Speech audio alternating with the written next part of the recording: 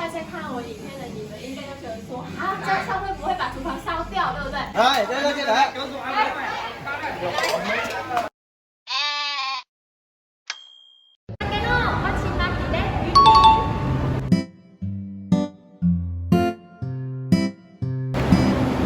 嗨，大家，我到云林了。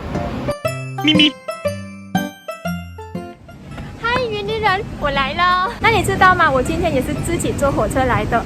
以前我有上一个影片，那时候是一个人去台南玩，有跟大家分享说，我真的很少坐火车，因为我看不懂他们那边的这里边的一些标志。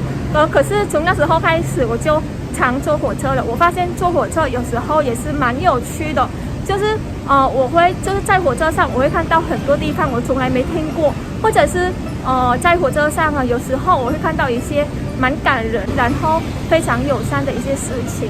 就像上一次我那时候坐火车嘛，那坐在我对面是一位台湾叔叔跟一位越南朋友，他应该是移工。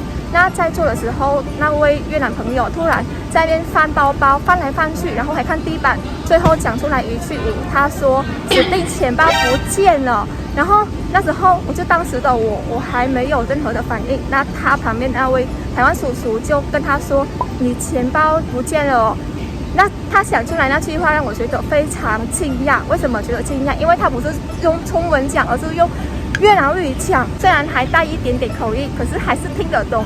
那位台湾叔叔才继续跟那个越南朋友说：“你刚刚上车的时候钱包还在吗？”然后那个朋友说：“还在啊，还在我的那个后面的口袋，裤子的口袋。”然后他说：“那你刚刚是从哪一站上来的？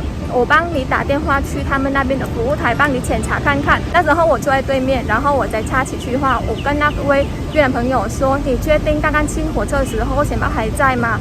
然后他说：“对啊。”然后后来那位台湾叔叔才帮他打电话去他刚出发的那一站去问服务台，然后帮他检查看看。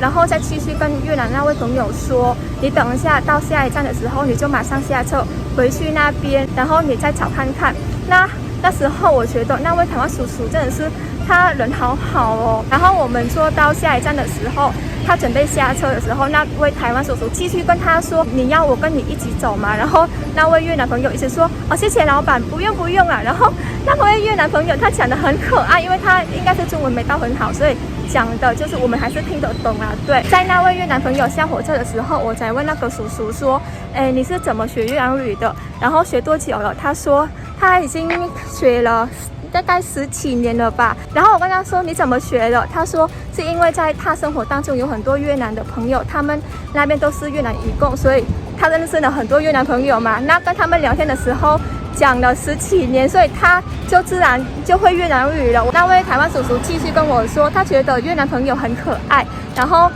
跟越南朋友就交友之后就交朋友之后，他就学到了很多越南人的文化。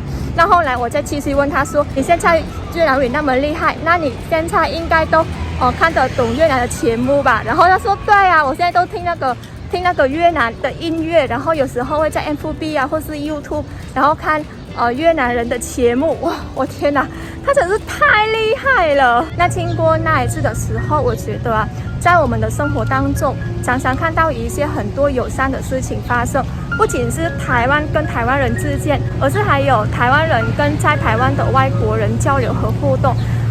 特别是台湾跟越南，因为现在在台湾真的是有很多越南的朋友，所以我也希望之后在我们生活当中可以看到更多这样子的事情。对，那我刚刚跟大家分享说，那位台湾的叔叔他学越南语的过程中，其实他有透过Facebook 的一些影片或者是 YouTube 的影片嘛。那其实这个时候，如果你想学越南语，你想看更多越南语的电影什么的，你可以直接透过 Netflix。还有现在有一个很夯可以看电影的，就是 Disney Plus。那如果你已经在台湾买他们的服务了嘛，可是你知道吗？如果你到越南的话，你就没有办法看了，因为在越南没有 Disney Plus。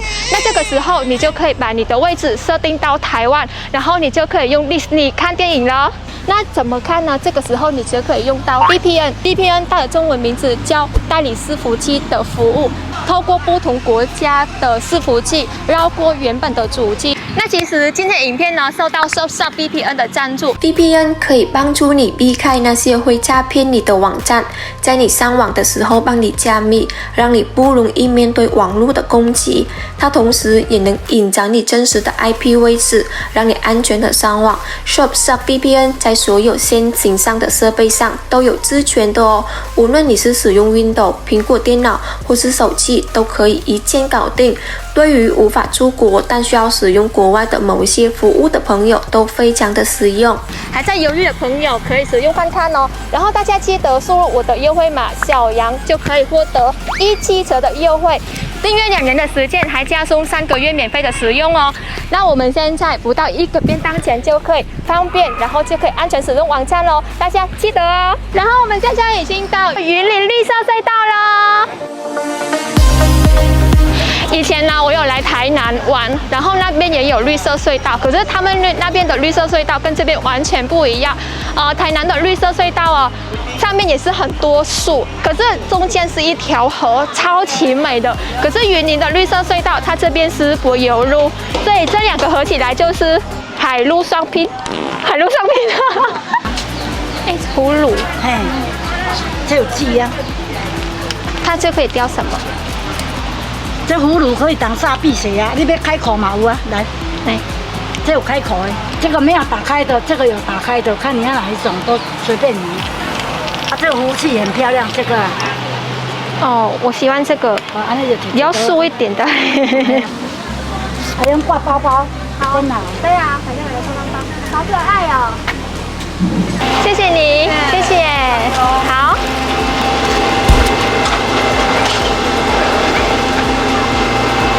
乌龟有3只乌龟在那边，好小只哦，可爱哦。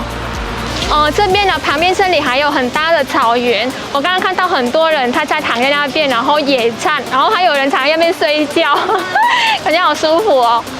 那其实这边的绿色隧道，它只是一条很长很长的一条路这样子而已。那你可以，就是如果大家想来这里玩的话，那就开始走一走。可是我觉得大概20分钟就 OK 了。那如果你还想玩其他云林的景点呢，就去玩吧。我现在已经到永光故事屋了，这里是在云林第一个登记历史建筑物，然后它现在变成一个咖啡屋。我听说这边非常有特色，就是它建筑啊很有日本的风格。然后我们现在进去看看咯。这个脚踏车好可爱哦，真的很有以前的那种风格，有没有？很古老，好可爱。哎，它没有刹车。因为我以前呢，就是如果我小时候骑脚踏车的时候，我的脚踏车也没有刹车，然后坐上去都是用脚来刹的，真的很熟悉哎。我们家以前也有这种小踏车了。啊？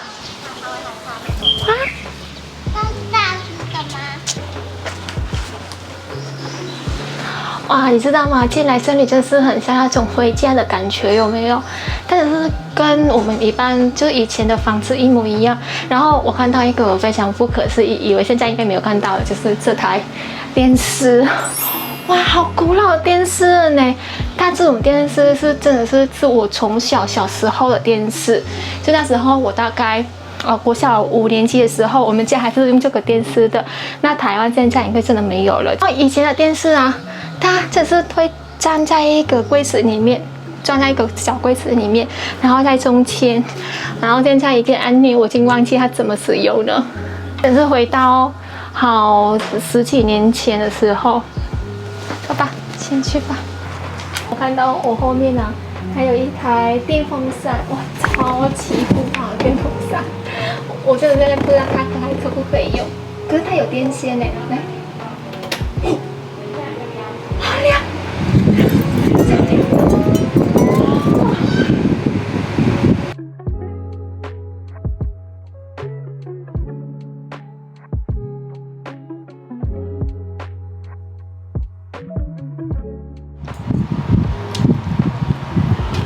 这个叫素食意大利面，粤语叫米宜斋。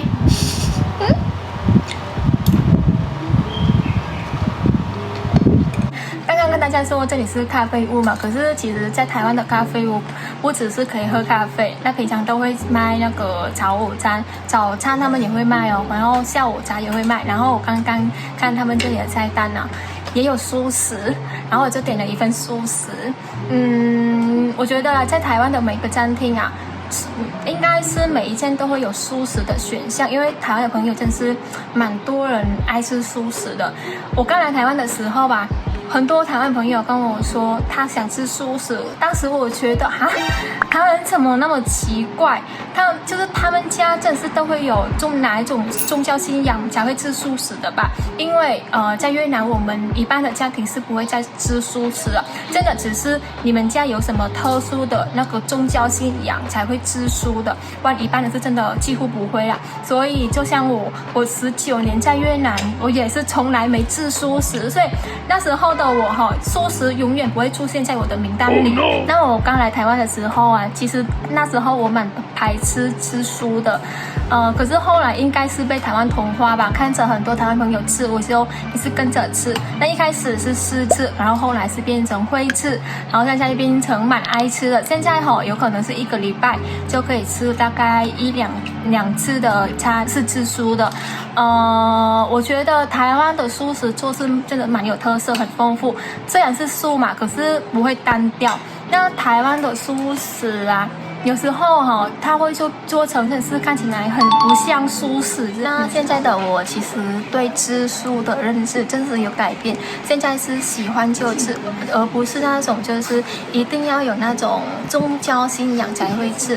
那在台湾的这块美食地图里，素食变成就是它占了很大的比例，所以我觉得现在台湾的素食真的是有各种各样，非常有特色，菜色也不会让人觉得很单调。那我觉得吃素食啊，真是蛮健康的。你吃完之后对身体的负担也比较轻。可是有一个现实，我觉得一定要讲出来，就是台湾的素食不能减肥，因为你看，做出来一道菜丰富的素食，它一定要清锅，就是主食啊，它一定放了很多它的心在那边，所以不可能很单调嘛，所以它的热量其实也蛮多的。对，就像我今天吃的这个意大利面，你们看它这个样子，可以减肥的吗？Hello， 我刚刚已经吃饱喝饱了，那我们今天的行程就到这里结束。下一次如果还有机会的话，我还是会来云林的。那云林下一次再见，拜。